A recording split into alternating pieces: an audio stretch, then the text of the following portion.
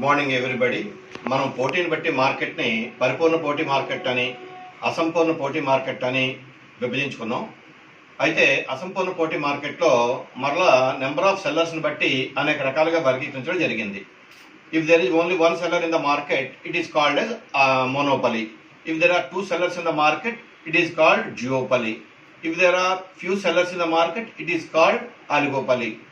అదే కాకుండా మార్కెట్లో మోనోపలీ ఎలిమెంట్స్ మరియు కాంపిటేటివ్ ఎలిమెంట్స్ రెండు కూడా ఉంటే దాన్ని మోనోపలిస్టిక్ కాంపిటీషన్, ఏకస్వామ్య పోటీ అంటాం.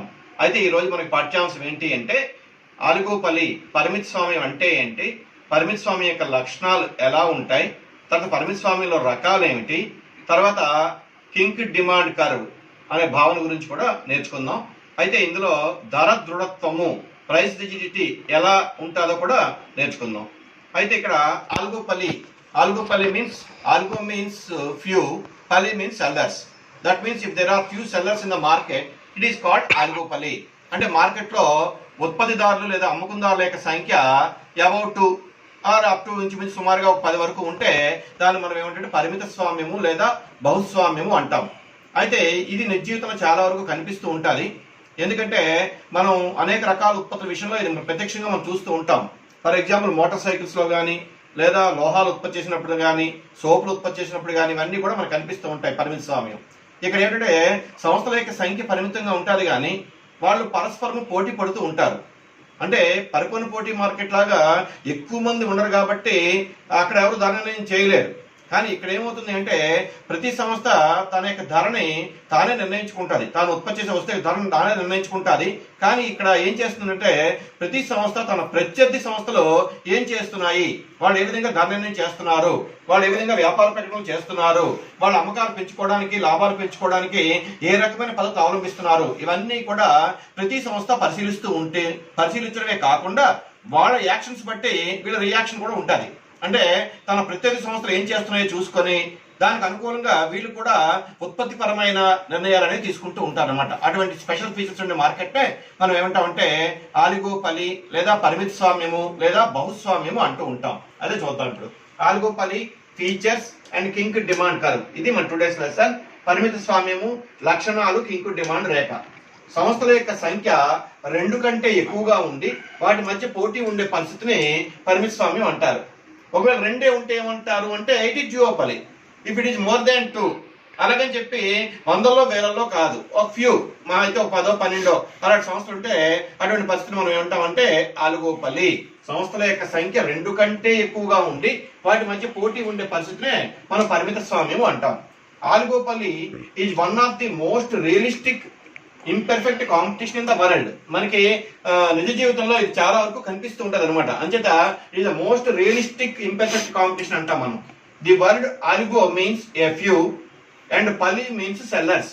ఆలిగో అనే పదానికి అర్థం ఏమిటి అంటే ఫ్యూ అంటే కొద్ది మంది అని, పలీ మీన్స్ సెల్లర్స్. అంటే if there are few sellers in the market, it is called as ఆలిగోపలీ.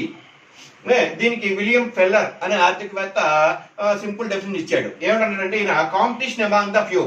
అంటే ఇక్కడ సంస్థల మధ్య పోటీ ఉంటుంది, కానీ ఇక్కడ పోటీకిను పరిపూర్ణ పోటీ మార్కెట్కి తేడా ఉంది. పరిపూర్ణ పోటీ market large number of sellers ఉంటారు కాబట్టి వాళ్ళ మధ్య పోటీ వేరు. కానీ ఇక్కడ సంస్థల యొక్క సంఖ్య పరిమితంగా ఉంటుంది కాబట్టి వీళ్ళ మధ్య పోటీ తీవ్రంగా ఉంటుంది. దేనికోసం తీవ్రంగా ఉంటుంది అంటే అమ్మకాలు పెంచుకోవడం కోసం, లాభాలు పెంచుకోవడం కోసం వాళ్ళు పరస్పరం పోటీ పడుతూ ఉంటారు అనమాట. అటువంటి సిచ్యువేషన్ అనమాట. Competition among the few.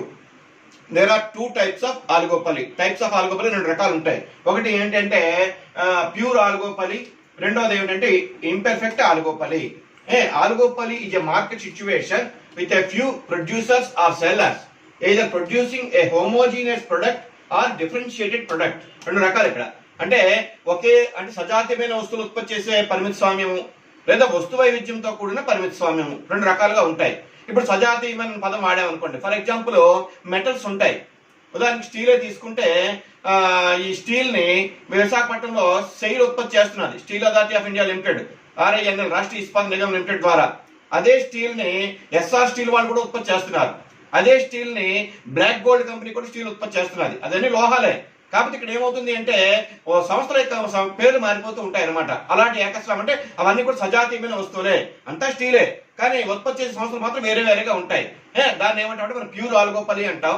అలా కాకుండా డిఫరెన్షియేటెడ్ ఆలిగోపలి అంటే వస్తు వైవిధ్యం ఉంటుంది. ఆ వస్తు వైవిధ్యం ఉన్నప్పుడు వాళ్ళు ఏంటంటే బ్రాండ్ నేములు ఇవన్నీ మార్చుకొని తమ యొక్క ఫార్ములాలు ప్యాకింగ్లు ఇవన్నీ మార్చుకొని మార్కెట్లో వస్తువులు ఉత్పత్తి చేసి అమ్ముతూ ఉంటారు. వాళ్ళ మధ్య పరస్పరము పోటీ ఉంటుంది. అవే విషయాలు మీకు చెప్తున్నాను. ఇక్కడ చూడండి, ప్యూర్ ఆలిగోపలి శుద్ధ పరిమిత స్వామ్యం అంటే సంస్థలు సజాతీయమైన వస్తువులు తయారు చేస్తే శుద్ధ పరిమిత స్వామ్యం అంటాం. ఫర్ ఎగ్జాంపుల్ సిమెంట్, కాపర్ ఇలాంటివన్నీ అంటే ఆ వస్తువులు ఒకే రీతిగా ఉంటాయి, కానీ వాళ్ళ పరస్పరము పోటీ అనేది ఉంటుంది. తర్వాత ఇంపర్ఫెక్ట్ ఆలిగోపలి అదేంటే అసంపూర్ణ పరిమిత స్వామ్యము. ఉత్పత్తి చేసే వస్తువులలో వైవిధ్యం ఉంటే అసంపూర్ణ పరిమిత స్వామ్యం అంటారు. అంటే ఉత్పత్తి చేసే వస్తువుల్లో వస్తువులు ఒకే రకం అంటే వాటి యొక్క లక్షణాలు ఒక రకంగా ఉంటే ఉండొచ్చు, కానీ వైవిధ్యం కనిపిస్తుంది మనకి. ఎలా కనిపిస్తుంది? వాటి యొక్క ప్యాకింగ్ లో కానీ, వాటి బ్రాండ్ నేమ్ లో కానీ, వాటి డిజైనింగ్ లో కానీ మనకి తేడాలు కనిపిస్తూ ఉంటాయి. For example motor vehicles or tyres companies or soaps ఇలాంటి విషయాలు మనకు కనిపిస్తూ ఉంటాయి. ఫర్ ఎగ్జాంపుల్ టైర్స్ తీసుకుందాం. టైర్స్ తీసుకుంటే ఎంఆర్ఎఫ్ టైర్స్ అంటే ఎంఆర్ఎఫ్ సంస్థ కూడా టైర్స్ ఉత్పత్తి చేస్తున్నది. అపోలో టైర్స్ ఉత్పత్తి చేస్తున్నారు. అలాగే జేకే టైర్స్ కూడా ఉత్పత్తి అవుతున్నాయి. అన్ని టైర్లే, అవి 4 వీలర్స్ కావచ్చు, 2 వీలర్స్ కావచ్చు. అయితే టైర్లు ఉండేటప్పుడు ఏమంటే అవన్నీ కూడా ఒక రకం ఉత్పత్తులే, కానీ వాళ్ళ యొక్క ప్రొడక్ట్ మాత్రం డిఫరెన్షియేట్ గా ఉంటది. అలాంటి ఆలిగోపలిని మనం ఏమంటాం అంటే ఇంపెర్ఫెక్ట్ ఆలిగోపలి, అసంపూర్ణ పరిమిత స్వామ్యము అంటాం. అలాగే మోటార్ వెహికల్స్ కూడా నెంబర్ ఆఫ్ కంపెనీస్, ఎన్నో కంపెనీస్ ఉన్నాయి. బజాజ్ ఉంది, టీవీఎస్, సుజుకి ఉంది, హీరో ఉంది, హోండా ఉంది, ఇలా ఎన్నో కంపెనీస్ ఉన్నాయి.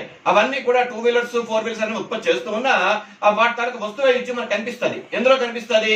వాటి తరకు డిజైనింగ్ లో కనిపిస్తుంది, వాటి తరకు ధరల్లో కనిపిస్తుంది, వాటి తరకు ప్యాకింగ్ లో కనిపిస్తాయి. రకరకాలుగా మన తేడాలు కనిపిస్తూ ఉంటాయి. అలా దాన్ని ఏమంటామంటే డిఫరెన్షియేటెడ్ ఆలిగోపలి, దాన్ని అసంపూర్ణ పరిమిత స్వామ్యం అంటాం.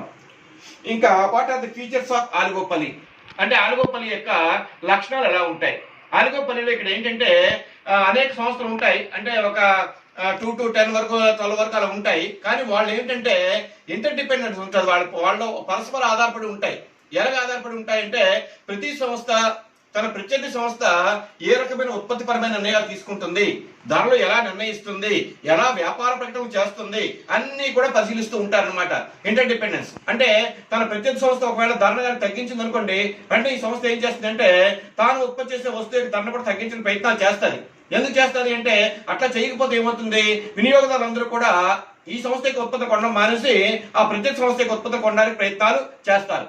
అదే ఒక సంస్థ తన ప్రత్యర్థి సంస్థలో వ్యాపార ప్రకటన చేస్తున్నాయి అనుకోండి, వెంటనే ఈ సంస్థ ఏం చేస్తుందంటే వ్యాపార ప్రకటన వల్ల వాళ్ళ యొక్క అమ్మకాలు పెరిగిపోతాయేమో, తన యొక్క అమ్మకాలు తగ్గిపోతాయేమో అనే భయంతో ఈ సంస్థ కూడా వ్యాపార ప్రకటన చేయడానికి ప్రయత్నాలు చేస్తూ ఉంటుంది అనమాట. అంటే ఇక్కడ ఎలా ఉంటాయంటే ఎవరికారు ఇండిపెండెంట్ గానే ఉన్నట్టు ఉంటుంది, కానీ పరోక్షంగా ఇంటర్ డిపెండెన్స్ అనేది ఉంటుంది, పరస్పర ఆధారం. అది ఫస్ట్ ఫీచర్. ఇంటర్ డిపెండెన్స్ అనే పరస్పర ఆధారం అంటాం. As the sellers are few in number, the price and output policy of an individual seller influences the price and output policies of other sellers in the market. అంటే ఇక్కడ ఏమవుతుంది, inter dependence ఉన్నది కాబట్టి automatic గా ఒక సంస్థ లేదా ఒక seller taluka price and output policies ని ప్రత్యర్థి సంస్థలు, రైవల్ సంస్థలు ఎప్పుడు కూడా అబ్జర్వ్ చేస్తూ ఉంటాయి. వాళ్ళు ఏం చేస్తున్నారు అది చూసుకొని వీళ్ళు ఉత్పత్తిపరమైన నిర్ణయాలు మార్చుకుంటూ ఉంటారు అనమాట. దాన్ని ఇంటర్ డిపెండెన్స్ అంటున్నాం మనం. Every firm has to consider and study the possible action and reactions of other firms in the determination of price and output. అంటే ఇక్కడ ఏం చేస్తుంది, ప్రతి సంస్థ కూడా తన రైవల్ ఫర్మ్స్ ఏ విధంగా అవుట్పుట్ డెసిషన్స్ తీసుకుంటున్నాయి, ఏ విధంగా ప్రైస్ డెసిషన్స్ తీసుకుంటున్నాయి, ఏ విధంగా అడ్వర్టైజ్మెంట్ చేస్తున్నాయి, ఇలా అన్ని కూడా అబ్జర్వ్ చేస్తూ ఉంటారు అనమాట. Every firm has to consider and study the possible action and reactions of other firms in the determination of price and output. అంటే ప్రతి సంస్థ కూడా తన ప్రత్యేక సంస్థ ఏం చేస్తుంది అబ్జర్వ్ చేయాలి, స్టడీ చేయాలి. నాట్ ఓన్లీ దట్, వాళ్ళ యొక్క అంటే వీళ్ళు చేసిన దానికి వాళ్ళ యొక్క రియాక్షన్ ఎలాగుంది, లేదా వాళ్ళు చేసిన దానికి మేము ఏ విధంగా చర్యలు తీసుకోవాలి, ఇవన్నీ కూడా ప్రతి సంస్థ కూడా ఆలోచించుకోవాలి. అంటే ఏమంటే ఫర్ ఈచ్ యాక్షన్ కి ఆటోమేటిక్ గా రియాక్షన్ అనేది ఉంటుంది. అలా లేకపోతే ఏమవుతుందంటే సంస్థలు మార్కెట్ లో నిలదొక్కుకోలేవు. ఎందుకంటే వీళ్ళ యొక్క అమ్మకాలు పడిపోయే ప్రమాదం ఉంటుంది, లాభాలు తగ్గిపోయే అవకాశాలు ఉంటాయి, మార్కెట్ లో ఈ సంస్థ యొక్క షేర్ కూడా పడిపోతుంది. అంచేత అలా జరగకుండా ఉండాలి అంటే ఏం చేయాలి, ప్రతి సంస్థ తన రైవల్ సంస్థలు ఏం చేస్తున్నాయి, వాళ్ళు ఎటువంటి నిర్ణయాలు తీసుకుంటారు అన్ని కూడా జాగ్రత్తగా పరిశీలించి తమ యొక్క నిర్ణయాలు ఎప్పటికప్పుడు మార్పులు చేసుకుంటూ ఉండాలి. అటువంటి ప్రత్యేకమైన లక్షణాలు కలిగి ఉండే మార్కెటే పరిమిత స్వామ్యం అంటాం. This is the first feature, inter dependence.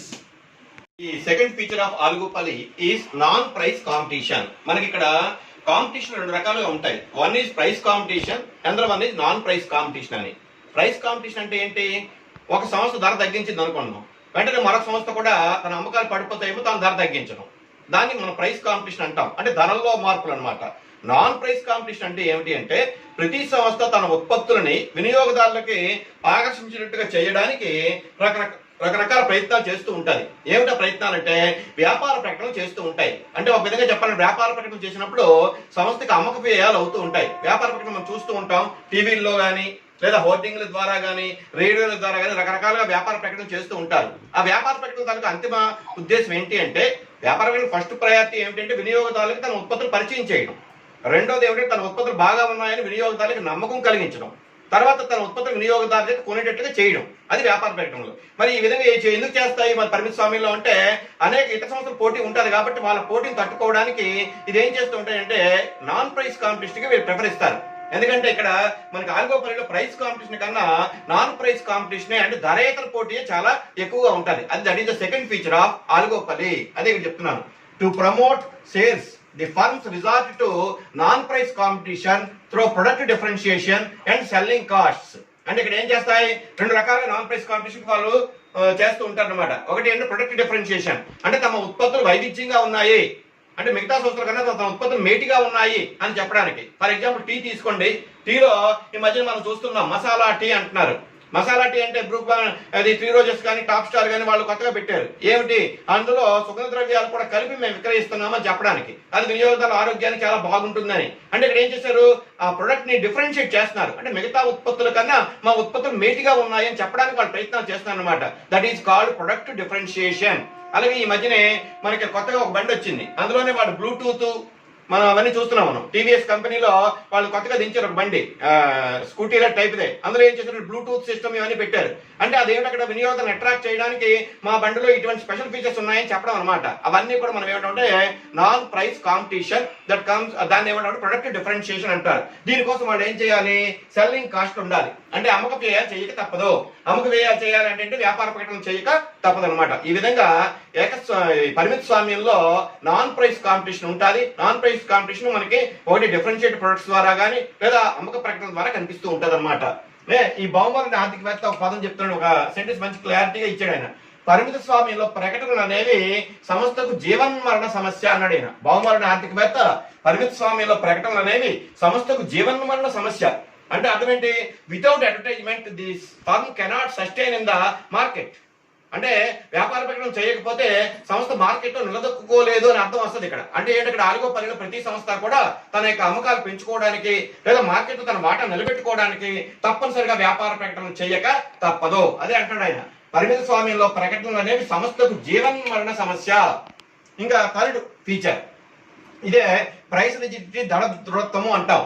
అంటే ధర దృఢత్వం అని అది ఎలా జరుగుతుందో చూద్దాం. అంటే oligopoly suppose one firm reduce the price, the other firms also reduce the price of their products not to forego their sales, so that there is no advantage in reducing the price by any one firm. అంటే market లో అనేక సంస్థల మధ్య పోటీ ఉంటుంది. ఈ సంస్థలు ఒక సంస్థ ఏమన్నా అధిక లాభాలు పొందేద్దాం, అమ్మకాలు పెంచేసుకుందాం అనే ఉద్దేశంతో తన ఉత్పత్తి చేసే వస్తే దాన్ని కొద్దిగా తగ్గించింది అనుకుందాం. వెంటనే మిగతా సంస్థలు ఏం చేస్తాయంటే వాళ్ళు ఫాలో అవ్వు.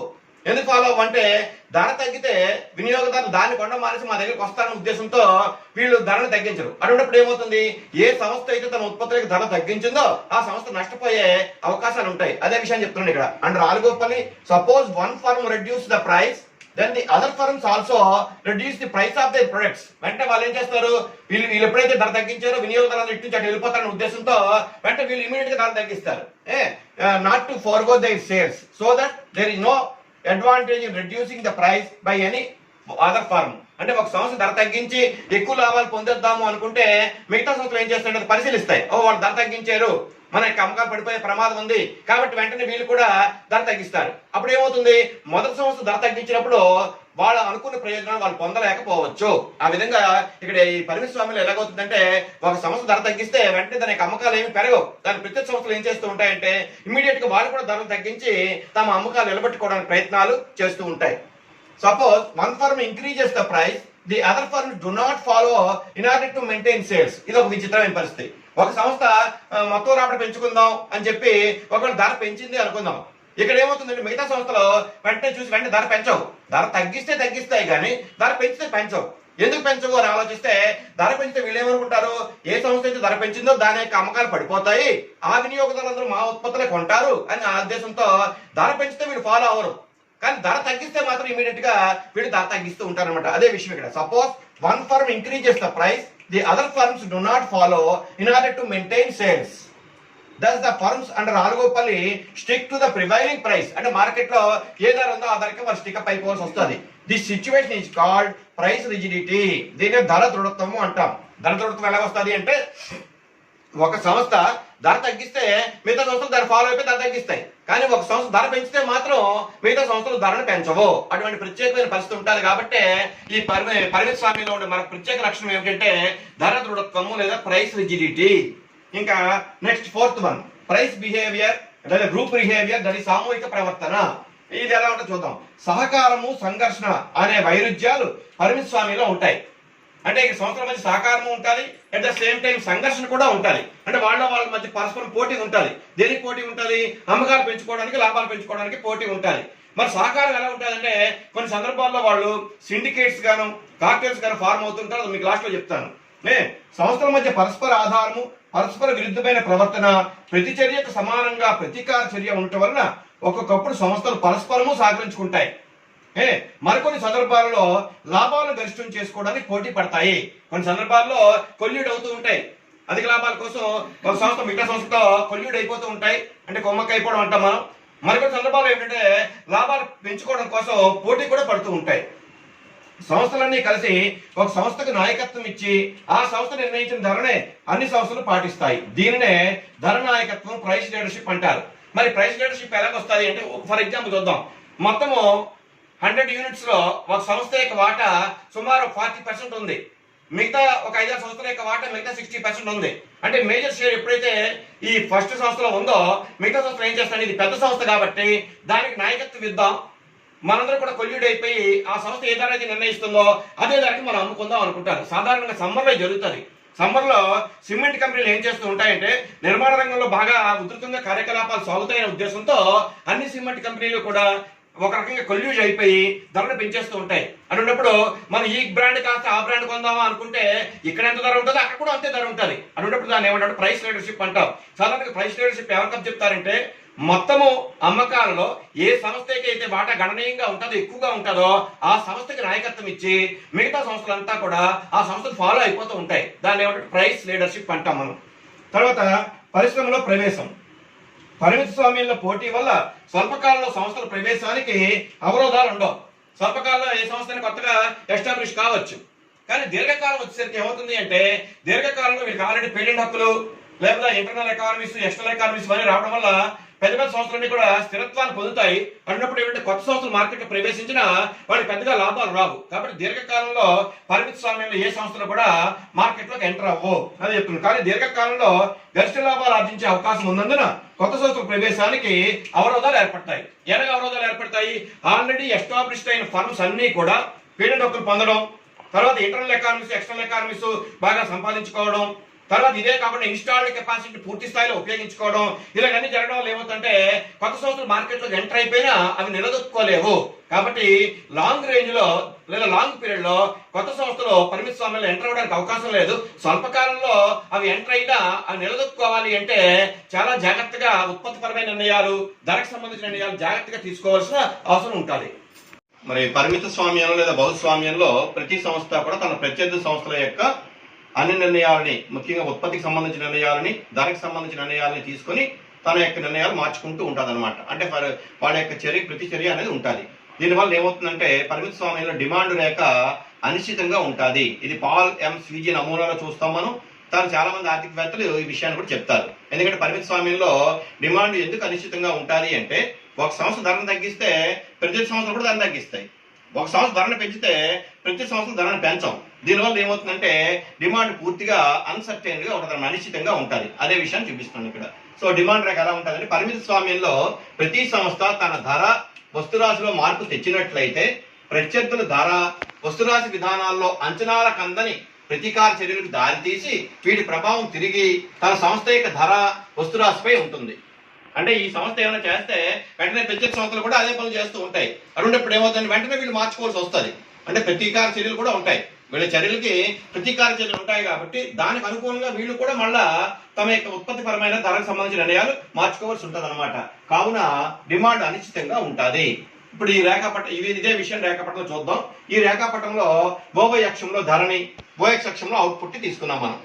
There are 2 demand lines, one is AB and another one is CD. 2 demand రేఖలు మనకు కనిపిస్తున్నాయి. మనకి 2 డిమాండ్ రేఖలు ఏబి అండ్ సిడి. అయితే ఏబి డిమాండ్ రేఖ ఏంటి, దాని యొక్క నేచర్ ఏమిటి? AB is less elastic demand curve. AB అనేది సాపేక్ష అవ్యాపచ డిమాండ్ అంటే లేదా డిమాండ్ వ్యాప్తి తక్కువగా ఉండే రేఖ ఇది. ఇంకా సిడి ఏమో మోర్ ఎలాస్టిక్ డిమాండ్ కర్వ్ లేదా demand line CD. There are 2 demand lines in this diagram. One is AB, another one is CD. This is less elastic demand and this is more elastic demand lines. అయితే ఇక్కడ ఏ సంస్థ అయినా ఈ కన్నా అంటే ఈ అనే బిందువు కన్నా ధర కానీ తక్కువగా నిర్ణయిస్తే ప్రత్యేక సంస్థలు ఏం చేస్తాయంటే ధరని తగ్గించడం ప్రయత్నాలు చేస్తాయి. ఉదాహరణకి ఇక్కడ ధర తీసుకుందాం అనుకుందాం, ఇలాగ for example this is the price OP అనుకుందాం. ఇక్కడ ఓపీ ఉన్నది అనుకుంటే వెంటనే ఏం చేస్తాయి, ప్రత్యేక సంస్థలు వెంటనే ధరని తగ్గించేస్తూ ఉంటాయి. అటువంటిప్పుడు ఏమవుతుందంటే మన ఆ ప్రయోజనం ఏ సంస్థ ధర తగ్గించిందో ఆ సంస్థ ఏ ప్రయోజనం కూడా పొందలేదు. ఒకవేళ ఏ సంస్థ అయినా ఈ కన్నా ధరని పెంచింది అనుకుందాం, అంటే ఈ అంటే ఇక్కడ వచ్చింది అనుకుందాం ఓపీ, దీనికన్నా ఇక్కడ ధర కానీ పెంచితే ఏమవుతుంది, వెంటనే ప్రత్యేక సంస్థలు ఏం చేస్తాయంటే దాన్ని ఫాలో అవ్వకపోవడం వల్ల ఏమవుతుందంటే ఆటోమేటిక్ గా ఆ సంస్థ నష్టపోయే ప్రమాదం ఉంటుంది. ఏ సంస్థ ధర పెంచిందో ఆ సంస్థ నష్టపోతుంది, దాని యొక్క అమ్మకాలన్నీ కూడా మిగతా సంస్థలకు వెళ్ళిపోతూ ఉంటాయి. ఈ విధంగా మనకి పరిమిత స్వామ్యంలో ఏమవుతుంటే డిమాండ్ ఈ విధంగా అనిశ్చితంగా ఉంటుంది. ఇక్కడ 2 రకాలుగా మనం చెప్పొచ్చాను. ఒకటి ఏఈడి డిమాండ్ రేఖ, తర్వాత సిఈబి డిమాండ్ రేఖ. ఏఈడి ఇది ఒక డిమాండ్ రేఖ, సిఈబి ఇలాగా ఒకటి చెప్పొచ్చు లేదా ఇలాగా ఒకటి చెప్పొచ్చు. సిడి డిమాండ్ రేఖగా ఉంటే ఈ కంటే తక్కువ ధర నిర్ణయిస్తే ఇతర సంస్థలు కూడా ధరను తగ్గిస్తాయి. అంటే ఈ సిడి డిమాండ్ రేఖ ఈ బిందువు కన్నా తక్కువగా ధర నిర్ణయిస్తే ఇతర సంస్థలు కూడా ఫాలో అయిపోవడం వల్ల ఆ సంస్థకి లాభాలు ఏమి రావు. కాబట్టి ఇక్కడ డిమాండ్ రేఖ ఏమైనా ఉండొచ్చు, ఏఈడి ఈ విధంగా.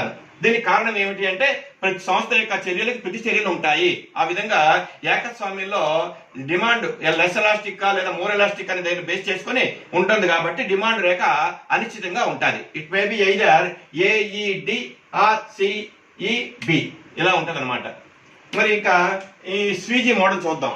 పాల్ ఎం స్వీజీ అనే ఆర్థికవేత్త ఈ పరిమిత స్వామ్యంలో కింక్ డిమాండ్ గురించి చెప్తాడు. ఆయన US economist Paul M Sweezy in 1939 లో కింక్ డిమాండ్ ఎనాలిసిస్ ద్వారా పరిమిత స్వామ్యంలో ధర దృఢత్వాన్ని వివరించాడు. అంటే ఇదే విషయాన్ని ఇక్కడ మనం వేస్తున్నాం అనమాట. ఇదే రేఖని ఇట్లా వేస్తున్నాం మనం. A demand curve with a bending is known as kink demand curve.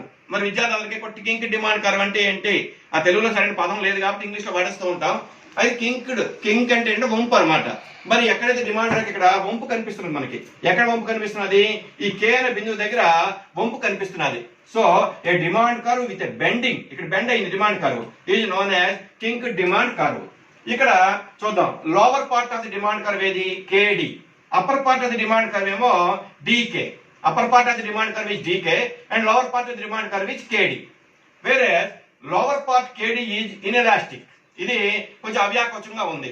వేరే డీకే ఈజ్ ఎలాస్టిక్. అంటే ఏమిటంటే ఈ బిందువు కన్నా అంటే కే కన్నా కింద ఏమైనా సంస్థ కానీ ధర తగ్గిస్తే మిగతా సంస్థలు కూడా ధర తగ్గించేస్తాయి. ఈ స్థాయి తర్వాత ఇక్కడ ఏదైనా సంస్థ కానీ ధర పెంచితే అంటే ఓపీ ఏదైనా ధరను కానీ పెంచితే మిగతా సంస్థలు ఏవి కూడా ధరను పెంచవు. అంతే ఇక్కడ ఏముంది, డిమాండ్ రేఖ ఇక్కడ వంపు ఏర్పడుతుంది. సో ఇక్కడ డిమాండ్ రేఖ డికేడి అని చెప్తున్నాం మనం. ఈ కే అనే బిందు దగ్గర వంపు ఏర్పడింది కాబట్టి దీన్ని మనం కింక్ డిమాండ్ కర్వ్ అంటాం. No producer increase the price above OP. No producer increase the price above OP nor reduce the price below OP. దీనికన్నా తగ్గించడు, దీనికన్నా పెంచడు. ఎందుకు తగ్గించడు, ఒకవేళ తగ్గిస్తే మిగతా సంస్థలు కూడా ధర తగ్గిస్తాయి కాబట్టి ఆటోమేటిక్ గా అందరూ వినియోగదారులు అటు వెళ్ళిపోతారు. ఎందుకంటే మిగతా కూడా ధర తగ్గించేస్తాయి కాబట్టి. ఒకవేళ ఈ స్థాయి కన్నా ధర పెంచితే ఏమవుతుంది, ఆ సంస్థ యొక్క అమ్మకాలు పడిపోతాయి, మిగతా సంస్థలు ఏవి కూడా ధరను పెంచవు. అటువంటిప్పుడు ఏమవుతుందంటే సంస్థ నష్టపోయే ప్రమాదం ఉంటుంది. ఈ విధంగా పరిమిత స్వామ్యంలో డిమాండ్ రేఖ అనిశ్చితంగా ఉండి ఒక కింక్ ఏర్పడుతుంది దానికి అని చెప్పి చెప్తున్నాడు పాల్ ఎం స్వీజీ. దీన్ని కింక్ డిమాండ్ ఎనాలిసిస్ అంటారు, కింక్ డిమాండ్ రేఖ. ఈ విధంగా పరిమిత స్వామ్యంలో డిమాండ్ రేఖ కింక్ ఏర్పడుతుంది. ఈ కింక్ ఏర్పడడానికి కారణం ఏమిటంటే ఒక సంస్థకి ధరను కానీ తగ్గిస్తే మిగతా సంస్థలు ధరను తగ్గిస్తాయి, ఒక సంస్థ ధరను కానీ పెంచితే మిగతా సంస్థలు ధరను పెంచడానికి ఇష్టపడవు, ఎందుకంటే వీళ్ళు వాళ్ళు ఫాలో అవ్వవు. అయితే ఇక్కడ ఏమవుతుందంటే పరిమిత స్వామ్యంలో ఒకసారి విమర్శ వచ్చింది. కొంతమంది ఆర్థికవేత్తలు ఏం చెప్తారంటే మరి వ్యాపార చక్రాలు ఉండేటప్పుడు ఇది ఎలా సాధ్యపడుతుందని అన్నారు. వ్యాపార చక్రాలు ఉండేటప్పుడు ముఖ్యంగా ద్రవ్యోల్బణం ఉన్నది అనుకుందాం. ద్రవ్యోల్బణం ఉంటే దేశంలో ధరల స్థాయి పెరిగిపోతూ ఉంటుంది. ధరల స్థాయి పెరిగినప్పుడు ఒక సంస్థ ధరను పెంచితే మిగతా సంస్థలు ధరను పెంచకుండా అలాగే ఉండిపోతే నడిచిపోయే ప్రమాదం ఉంటుంది. అటువంటిప్పుడు ఉత్పత్తి వ్యయాన్ని ప్రాతిపదికగా చేసుకుని మిగతా సంస్థలు కూడా ధరను పెంచుతూ ఉంటాయి. అంచేత ఏంటంటే ఈ కింగ్ డిమాండ్ అనాలిసిస్ ఆర్థిక వ్యవస్థ నార్మల్ గా వెళ్ళిపోతున్నప్పుడు సాధ్యపడుతుంది, కానీ దేశంలో వ్యాపార చక్రాలు ముఖ్యంగా ద్రవ్యోల్బణం కానీ ఆర్థిక మాంద్యం కానీ అలాంటి పరిస్థితుల్లో ఇది కొంచెం జరిగే పని కాదని కొంతమంది ఆర్థికవేత్తలు విమర్శించారు. ఈ రోజు మనం పరిమిత స్వామ్యం అంటే ఏమిటి, పరిమిత స్వామ్యంలో ఉన్న రకాలు ఏమిటి, పరిమిత స్వామ్యం యొక్క లక్షణాలు ఏమిటి, తర్వాత పరిమిత స్వామ్యంలో కింగ్ డిమాండ్ రేఖ ఏ విధంగా ఏర్పడుతుందో అనే విషయాలు మనం చూడడం జరిగింది. మన తదుపరి లెసన్ ఏమిటి అంటే మార్కెట్ స్ట్రక్చర్ లో ఇంకా two more topics are there. One is duopoly and second one is monopolistic competition, అంటే ద్విస్వామ్యము మరియు ఏకస్వామ్య పోటీ అనే రెండు పాఠాలు మాత్రమే ఉన్నాయి. వీటితో మనకి మార్కెట్ స్ట్రక్చర్ అంతా కూడా పూర్తి అయిపోతుంది. అది అయిపోయాక డిస్ట్రిబ్యూషన్కి వెళ్ళొచ్చు మనం. సో అయితే విద్యార్థులందరూ కూడా ఈ మార్కెట్ స్ట్రక్చర్ లో ఉండే అన్ని పాఠాలు అంటే పరిపూర్ణ పోటీ మార్కెట్, ఏకస్వామ్యము, ధర విచక్షణ లేదా విచక్షణాత్మక ఏకస్వామ్యము, తర్వాత పరిమిత స్వామ్యము, ద్విస్వామ్యము, ఏకస్వామ్య పోటీ, ఈ పాఠాలన్నీ కూడా వరుసగా చదివితే లేదా వరుసగా అధ్యయనం చేస్తే క్షుణ్ణంగా అర్థమవుతాయి. ఎందుకంటే ప్రతి దాంట్లో వేరియేషన్స్ ఎలా ఉన్నాయో తెలుస్తాయి వాడికి. కారణం ఏంటంటే ఒకసారి ఎగ్జామినేషన్ లో తేడాలు అడుగుతూ ఉంటారు, పరిపూర్ణ పోటీ మార్కెట్ కి ఏకస్వామ్యానికి తేడాలు ఏమిటి అని. అలాంటప్పుడు ఇవన్నీ మనం నేర్చుకోవాలి అంటే పాఠాలన్నీ కూలంక్షంగా వరుసగా అధ్యయనం చేస్తే మనకు ఆ తేడాలు క్లియర్ గా అర్థమవుతాయి. పరిపూర్ణ పోటీ మార్కెట్ లక్షణాలు ఎలా ఉంటాయి, అసంపూర్ణ పోటీ మార్కెట్ లక్షణాలు ఎలా ఉంటాయి, ఏకస్వామ్యం ఎలా ఉంటుంది, ఏకస్వామ్య పోటీకి ఏకస్వామ్యానికి తేడా ఏమిటి, ఇలా విషయాలన్నీ కూడా అర్థమవుతాయి. అలా అర్థం అవ్వాలంటే మొత్తం మార్కెట్ స్ట్రక్చర్ లో ఉండే అన్ని పాఠ్యాంశాలు కూడా విద్యార్థులు కూలంక్షంగా వరుసగా చదవాల్సిన అవసరం ఉంది.